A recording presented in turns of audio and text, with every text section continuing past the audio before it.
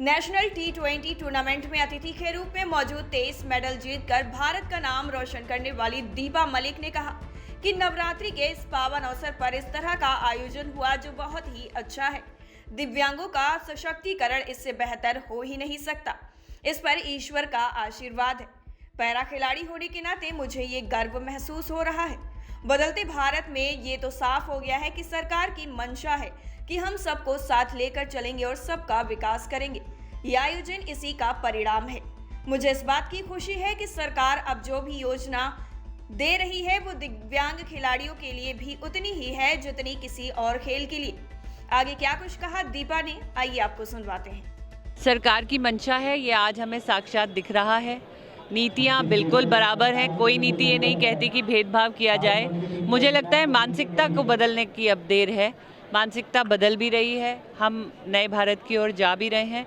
लेकिन मेरा आपके इस मंच से पूरे भारत के लिए एक अपील है कि हमें एक भारतीय होने के नाते स्वयं की जिम्मेदारी भी निभानी है। चाहे दिव्यांग हो, उन्हें अपने अंदर हुनर पैदा करना है, खेल हो, पढ़ाई हो, उन्हें भारत के निर्माण में जुड़ना होगा, अपने हुनर को बढ़ाना होगा, अपनी जो डिसेबिलिटी है उसके अंदर से एबिलिटी को निकालना होगा। साथ ही समाज को उन्हें अवसर देने होंगे और हर व्यक्ति की जिम्मेदारी है कि वो अपने घर के चारों तरफ, अपनी कॉलोनी में, अपने शहर में सुगम्यता का निर्माण करे। नीति खाली सरकार की नीतियों से नहीं, हमें भी एक भारतीय होने के नाते जुड़ना होगा। नेशनल T20 टूर्नामेंट में अतिथि के रूप में मौजूद 23 मेडल जीतकर भारत का नाम रोशन करने वाली दीपा मलिक ने कहा कि नवरात्रि के इस पावन अवसर पर इस तरह का आयोजन हुआ जो बहुत ही अच्छा है। दिव्यांगों का सशक्तिकरण इससे बेहतर हो ही नहीं सकता। इस पर ईश्वर का आशीर्वाद है। पैरा खिलाड़ी होने के नाते मुझे ये गर्व महसूस हो रहा है। बदलते भारत में ये तो साफ हो गया है कि सरकार की मंशा है कि हम सबको साथ लेकर चलेंगे और सबका विकास करेंगे। यह आयोजन इसी का परिणाम है।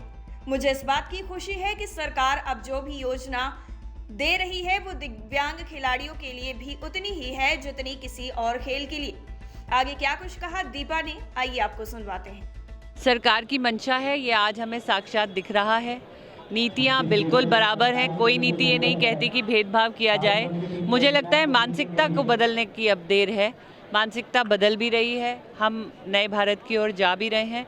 लेकिन मेरा आपके इस मंच से पूरे भारत के लिए एक अपील है कि हमें एक भारतीय होने के नाते स्वयं की जिम्मेदारी भी निभानी है।